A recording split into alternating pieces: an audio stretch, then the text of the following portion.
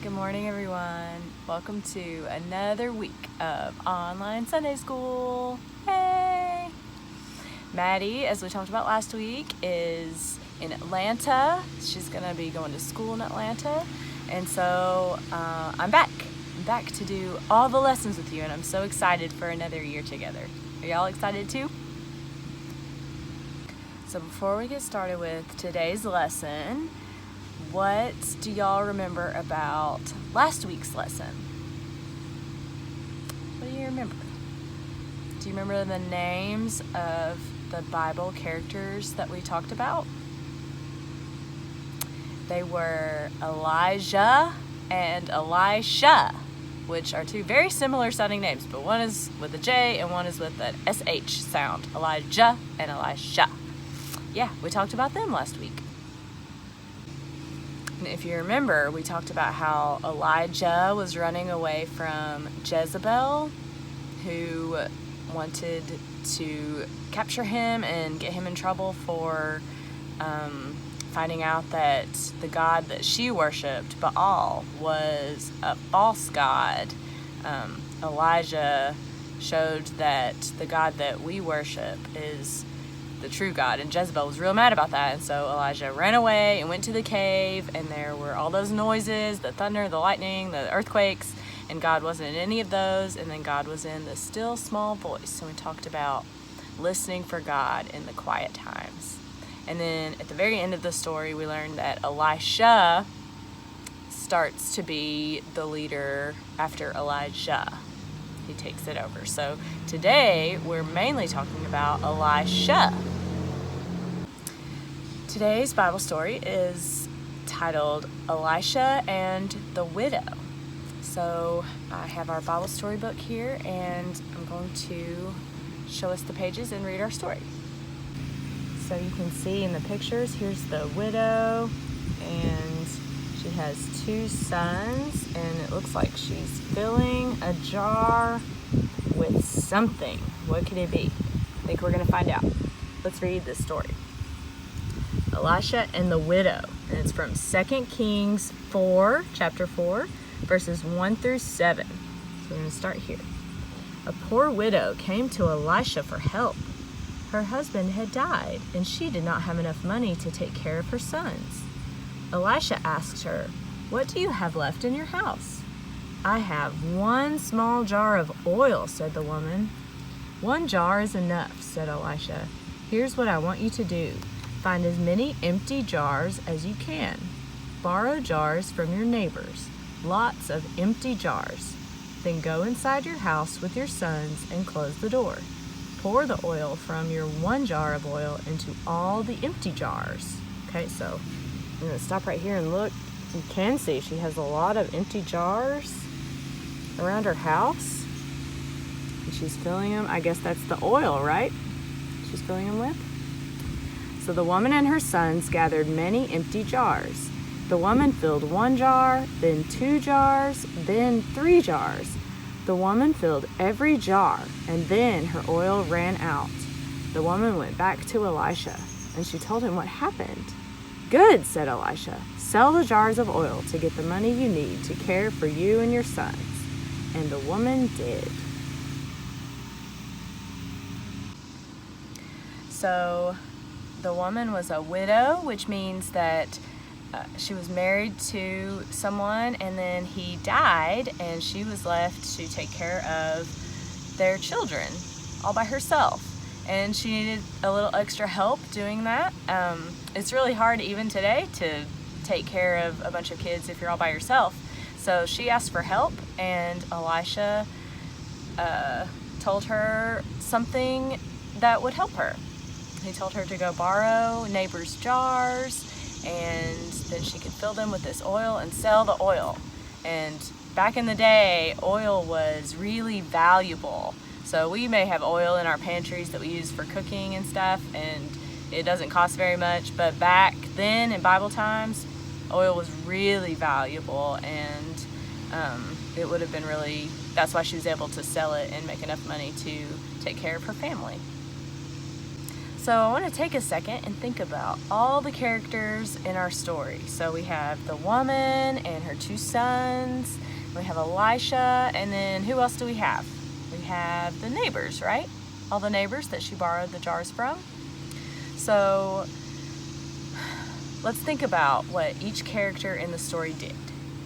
So the woman realized she needed some help, and she asked for help, right? That's what we need to do when we need help, is ask someone to help us. And sometimes we don't like to do that. Sometimes it's really hard to ask for help, or we think we're embarrassed for some reason to ask for help. I often don't like to ask for help because I think that I'll just do it myself. I can take care of it myself. But this story shows us that when we need help, it's really okay to ask for help. Sometimes that's a lot better than just trying to do it on our own. So that's one thing we can learn. She went to Elisha, and Elisha helped her. He gave her some advice. He told her what she could do. So he was helping her when she asked for help. And then who else was in the story? The neighbors. The neighbors helped out also. So she went around to all her neighbors' houses and asked for little jars to put the oil in, and they all shared. So that is another thing we can learn from this story, is if you know a friend or a neighbor or someone who's in need, you can share with them of what you have to help them out. If we all share with each other when we all need help, we can support each other and be great neighbors and friends to each other, right? It's such a great story about sharing and being open and honest with all your friends and neighbors and asking for advice and helping others. So we want to remember that when we make our craft. And for today's craft, we're gonna make an oil jar out of Play-Doh. So get your Play-Doh out. Mine is really sticky. Sticky Play-Doh. Okay, have it all out. And then we're gonna roll it kind of into a ball. Just roll it between your hands.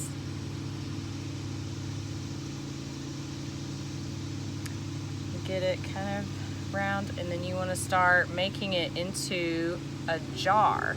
So let's show us what some of these jars looked like for reference. So you remember they can be different shapes, but they're kind of tall, and they have a hole in the top to pour the oil in. So that's what we're gonna try to do. We're gonna try to make, so I'm gonna make mine longer by rolling it this way. And you can kind of smush the bottom of it in and make the top of it thinner, and then put a hole. You just put your finger in and make a hole for your jar.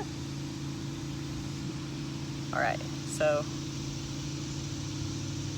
this is my jar. See, it has a little hole in there so I can pour my liquid, and it has a little thinner neck, and then it has a flat base to sit on. It's not really as beautiful as the jars in the book, but maybe yours will be better than mine. But there's a little jar, a little practice jar. So let's look at the jars that we made out of our Play-Doh, and let's say our prayer together. Can you read it with me? Dear God, thank you for making a little into a lot. Amen. So our prayer we just read talked about thanking God for making a little bit into a lot, and that was talking about what from our story? Remember? The oil that the widow had, the little jar of oil. She just had a little bitty jar of oil, and Elisha said, get a bunch of jars from your neighbors and fill all those up from your one little jar. And the oil probably shouldn't have filled up all the other jars, but it did, and it was amazing. So God took just a little bit and made it into a whole lot. It's a good reminder that God can take whatever we have, even if it's a really small donation to something, or a small act of kindness, or a small prayer for someone else. God can take anything we have, no matter the size, and make it into something big and a big blessing for others. So that's another good reminder for us, right? Like, no matter if we only have a little bit to offer, God can take it and make it into something big and great. So we should never be afraid to offer what we have. All right, and that was our lesson this week. This is one of my favorite stories from the Old Testament because it has a lot of good lessons to it.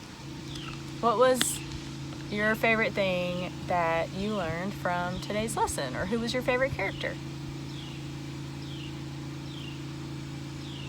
I think my favorite character was the widow who asked Elisha for help.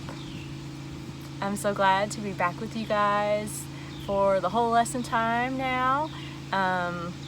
We have some exciting things coming up with church and AMC Kids, so as always, be sure to watch the online service later, the church service, and then next Sunday we're having a back to school blessing. So we're going to meet in the DC parking lot. It's the little house across from the church. We're going to meet in the yard, actually, and we're going to have some ice cream and some little back to school goodie bags for you, and we can hang out for a little while with our masks on and visit because we haven't seen each other in so long. And then towards the end we're going to have a blessing over you because you're starting school again, and that's very exciting.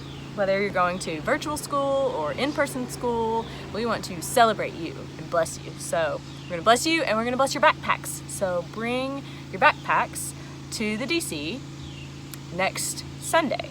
It's from 3:30 to 4:30.